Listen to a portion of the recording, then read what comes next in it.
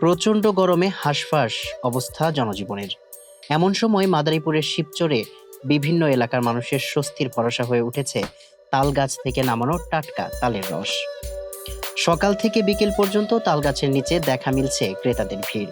কেউ বোতলে ভরে বাড়িতে নিয়ে যাচ্ছেন, আবার কেউ তাল গাছের নিচে দাঁড়িয়ে উপভোগ করছেন প্রাকৃতিক এই সুমিষ্ট পানীয়। স্থানীয় গাছিদের সঙ্গে কথা বলে জানা যায়, রাতের বেলা তাল গাছে মাটির হাঁড়ি বেঁধে রাখা হয়। ভোর হতেই একে একে সেই হাঁড়ি নামিয়ে সংগ্রহ করা হয় টাটকা রস। সকালে রসের স্বাদ ও ঘ্রাণ আলাদা হওয়ায় এই সময় সবচেয়ে বেশি ক্রেতা উপস্থিতি লক্ষ্য করা যায়। রস আমাদের সামনেই নামানো হয়েছে। আসলে কোমল পানীয় খাওয়ার থেকে তালের রস খাওয়া উত্তম। সকালে একবার গাছ কাটিস, গাছ কাটার পরে আবার বিকালে সেটা নামাই, বিকালে কাটার পরে আবার সেটা পরের দিন সকালে নামাই। বর্তমানে তো অনেক গরম পড়ছে, তো এই গরমের মধ্যে তালের রস খেলে শরীরটা ঠান্ডা হয় এবং ক্লান্তি দূর হয়।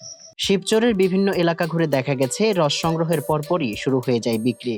তীব্র গরমে শরীর ঠান্ডা রাখতে বিভিন্ন বয়সী মানুষ ছুটে আসেন তালের রসের খোঁজে। প্রাকৃতিক ও সতেজ হওয়ায় অনেকেই এখন কোমল পানীয়ের পরিবর্তে বেছে নিচ্ছেন এই ঐতিহ্যবাহী পানীয়। স্থানীয়দের ভাষায়, গরমে এক গ্লাস ঠান্ডা তালের রস মানেই অন্যরকম প্রশান্তি। গ্রাম বাংলার ঐতিহ্য আর গরমের স্বস্তি, দুই মেলবন্ধনে শিবচরে এখন তালের রস হয়ে উঠেছে মানুষের পছন্দের প্রাকৃতিক পানীয়। মাদারীপুরের শিবচর থেকে মোহাম্মদ রিয়াজ রহমানের পাঠানো তথ্যচিত্রে মানবকণ্ঠ ডেস্ক।